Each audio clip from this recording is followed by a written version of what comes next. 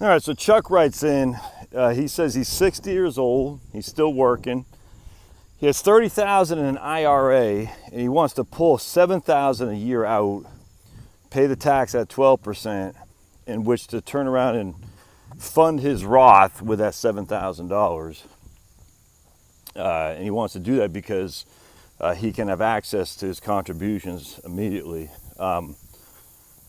And he'll contribute to his wife's Roth with his wages. He goes, is there any negatives to that? I frankly just don't see I don't get it. So because you have access so again, I get what he's trying to do is reduce his IRA, which is good. He's trying to put it to a Roth, which is good. And one of his benefits of doing that would be that he can access the cash, the contributions to the Roth at any time. Well, hell, man, once you're over 60, you can access your IRA at any time you want to. So if the accessibility is something you're shooting for, you already have accessibility inherently because you're able to pull $7,000 a year out to put into a Roth. I don't know. That seems, I don't have a qualm with it. It's just, 30,000 IRA, you're not gonna have huge RMDs anyway.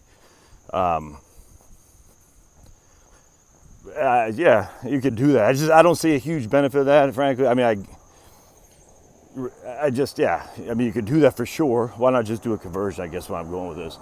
If accessibility to cash is what you're shooting for, it's already accessible. Why not just convert the whole thing?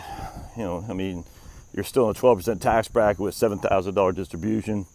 I don't know. If you did a $7,000 conversion each and every year, then you can still contribute as well, if that makes sense. So let's just do it like this. You do a $7,000 conversion, that you still have access to the other $23,000 that's left in your IRA, all right, if that makes sense.